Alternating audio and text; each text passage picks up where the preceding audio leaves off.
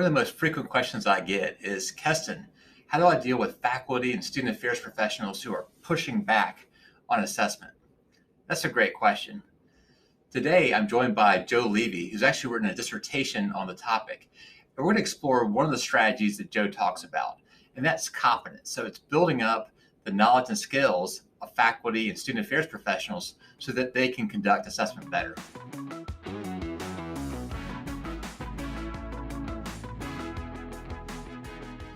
First, we're going to hear from Joe, and then we're going to bring in several of our friends, each talking about their strategies for building up faculty and student affairs professionals' competence in assessment.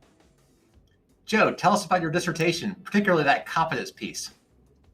Hi, my name's Joe Levy, and my dissertation ultimately looked to explore faculty motivations for acting on assessment results. Now, I chose this topic, and there's some urgency here because we know faculty have a responsibility and are expected to do assessment work, but there's a number of barriers that they experience in participating. There's also a major issue in the field of higher ed where assessment activity is not happening as it should, and we are certainly not acting on and using our results as much as we should be. So there was an opportunity to look at the motivations for behavior of faculty member in relation to assessment, and I chose self-determination theory as a framework to examine that possible relationship, which hadn't been done before. My hope was that the more we knew about faculty behavior, the more likely we could be to improve the faculty experience as well as the assessment experience.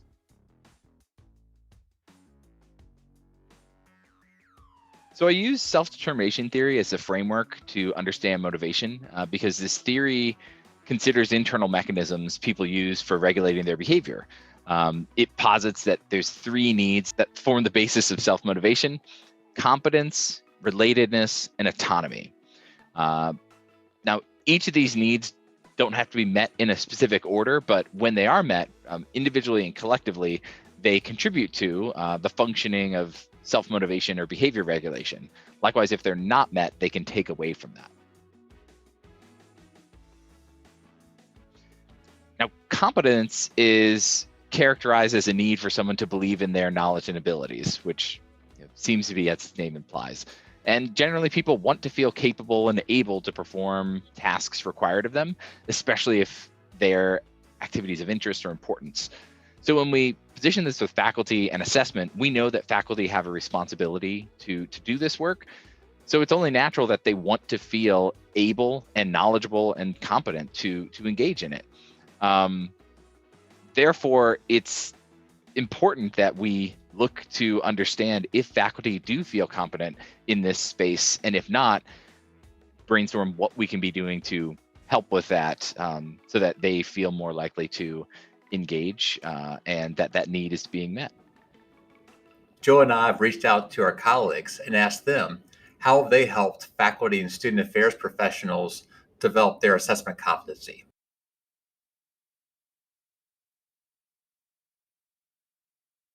Hi, Keston. On our campus, my colleague Yao Hill suggested we offer an Assessment Leadership Institute for faculty to complement our standalone workshops. This was a great idea. I had already realized that workshops on the what and why of assessment were effective, but they did not prepare faculty to lead assessment projects in their programs. Our Assessment Leadership Institute teaches faculty by having them practice leading activities and practice facilitating meetings. For example, to learn about curriculum mapping, they take turns to role play leading a department or committee meeting to develop a curriculum map. In the mock sessions, they're in the deep end of the pool, but there's life preservers and a skilled lifeguard standing by us. So it's a very safe space for them to practice and get feedback. So in this way, we build faculty capacity to lead assessment and to be a change agent in their program.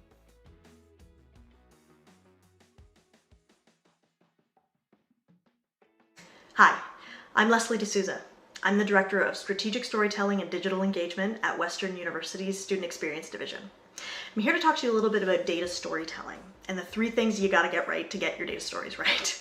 And those are interweaving your elements of data, narrative, and visuals well. So that might look like a really effective story-based infographic. It could be a blog post interspersed with photography. It could be a video. It could be a number of different things that you need to work well visually that give across a story that you want to get to your staff, students, decision makers, whoever your audience is. And that brings me to my next point. The biggest trick that I can give you to help your staff and your departments work well with stories is to first start by identifying your audiences and what you need them to know, do, or think differently based on hearing your story. So what change do you want to affect with the story? And this might mean you have a decision maker who needs to hear certain numbers or quantitative data to make a decision. That's going to shape how you craft that data story.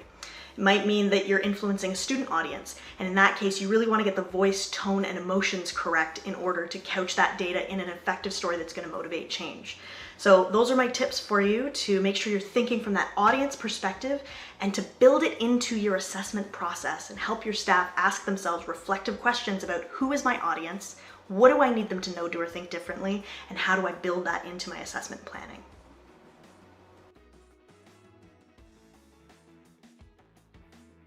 Hello, I am Julie Morrison, the Director of Student Learning Assessment at Glendale Community College in Arizona. At GCC, we have 3 assessment strategic commitments: knowledge of assessment, equity in assessment, and action from assessment. One way we promote knowledge of assessment is by trying to make assessment memorable and fun. At GCC, we gear up for assessment. That's goal, engagement, academics, and resume. Students come to us with a goal, the receipt of a certificate or a degree or transfer to a university. They learn through engagement in our co-curricular and student affairs programs. They learn through academics in their courses and degree programs. And they leave GCC with a resume that showcases the marketable and life skills that they have learned. As a joke, a colleague wrote this slogan, "Get your assess in gear," and we have turned it into the theme of our assessment program and even had shirts made. At JMU, we focus professional development efforts in several ways tied to the mission of our center. First, we hope to develop faculty and staff assessment competencies. Second, in doing so, we hope to build their value for assessment. One of the best ways that we've found to do this is through the use of professional development workshops. In our week-long Assessment 101 program, faculty and staff listen to lectures and participate in hands-on and group activities that cover the entire span of the assessment cycle.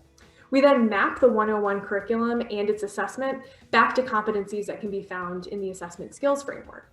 Every year, we see pre-workshop to post-workshop gains in faculty and staff knowledge and skills after they've completed this program.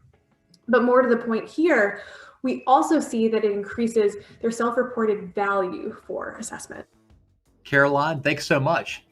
And I'd also like to thank the 3 other members of the 4-person assessment relay team. So if you recall, Monica Stitt-Bergh talked about the Assessment Leadership Institute. Lesley D'Souza spoke about data storytelling. Julie Morrison talked about making assessment memorable and fun. And then finally, Caroline, you ended on Assessment 101. Last but not least, I want to thank Joe Levy for inspiring this video. Joe, great job on the dissertation. In the description box below, I provided information related to each of the topics that our presenters talked about today. And folks, that's it for this video. If you like the material, please hit on that subscribe button, and I hope to see you around real soon.